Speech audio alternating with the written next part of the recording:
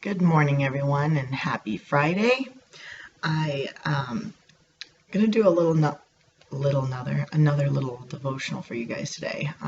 First, I just gotta say this is my natural curly hair, and what's funny about this is the low carb diet actually brought back the curl in my hair and made it really strongly curl.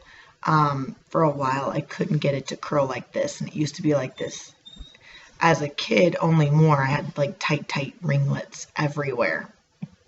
And then once I started getting sick, my hair couldn't curl anymore. It was too thin and not strong enough.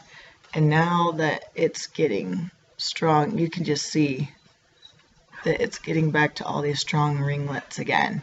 So this is just even what keto has done to my hair. Like, it's growing back. And now, see, all these little baby hairs. This is all new hair growth.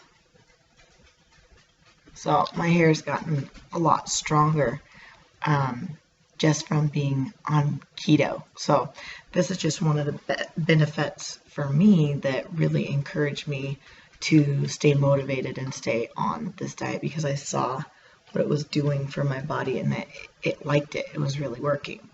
Hello.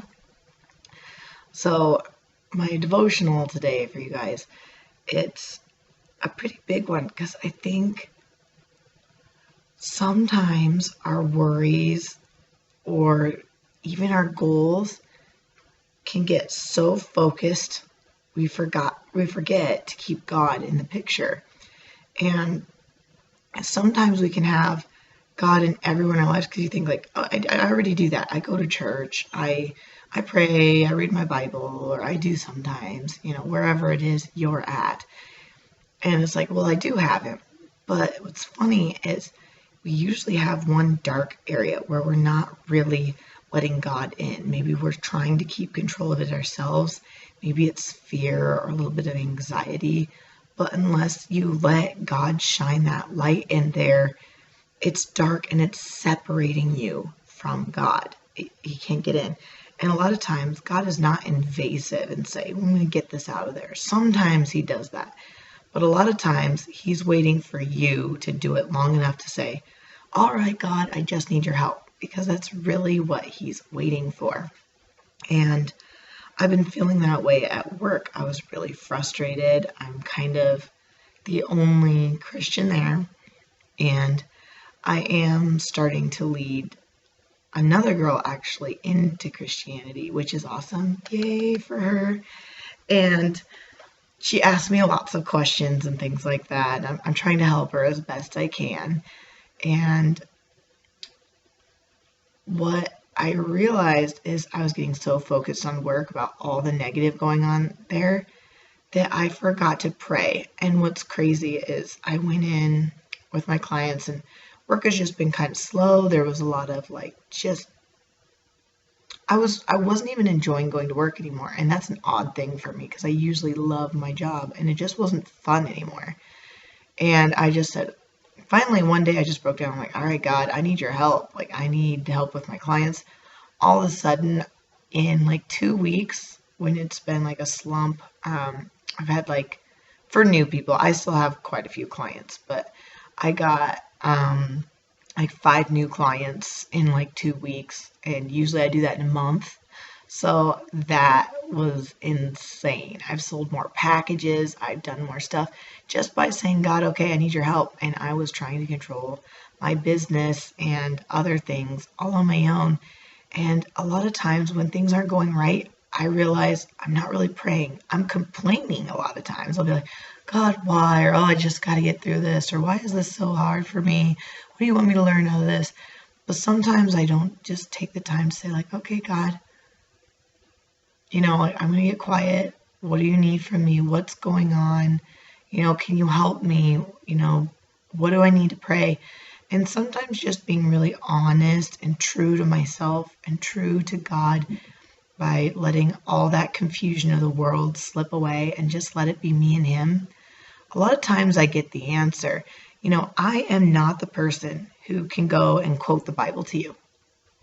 I am not a person who knows every little devotional and goes to church every single Sunday and is the leader, blah, blah, blah. But what I can tell you is I do have one of the best relationships with God. And it's because I actually have a relationship with him and I love him. And I know that that is going to triumph over anything else any other day. Because if you read the Bible, if you actually read it, I kept reading about all these people who were like failures. I'm like, man, these people are nuts. Like, I thought the Bible was supposed to be of all these extraordinary men doing amazing things and miracles. And what's kind of funny, and I mean this in a lighthearted way, but it was like, these guys are idiots. Like, why would they do that? Why would they say that? Some of the things they do or say, I'm like, oh my gosh, that's not Christian at all. But that's the exact point that God was trying to make. They're normal, they're human, they made mistakes just like we did, almost over and over and over. They were like small children. So sometimes we're just taking ourselves way too seriously, trying to do way too much on our own. And God never asked you to do that. What he did ask you to do was to love him with your whole heart, unconditionally, to love him and to love your neighbor as yourself. Those are the biggest commandments. And he's saying, because that's all we can ever really uphold. And that's all God really wants. Just like a loving father or mother, how good does it feel to be recognized? For people to say, wow, I really appreciate you. Wow, I really care about you. That's all anyone ever wants to hear. And if you can live by that and learn to know that that's what's going to satisfy your soul, everything else will come into play. It'll work itself out. And nothing else is more important than that. All these worldly things will go away, but the one consistent is there's going to be God. And God said he can bring heaven to earth, and that's meaning your relationship with him.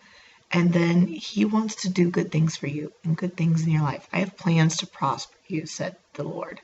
And that's one of the things that you can always hold on to, no matter what you're going through. So over the weekend, think about these things. Maybe you need to reset. Maybe it's been a tough week. And Monday is going to be a better week, or you didn't see the results that you quite wanted out of your life. So I hope that helps you and encourages you. Like, share, subscribe, and I will probably see you at least Monday, if not sooner. I do have a volleyball tournament this weekend, and I'm working tomorrow. So you may or may not hear from me. All right, I'll see you guys later.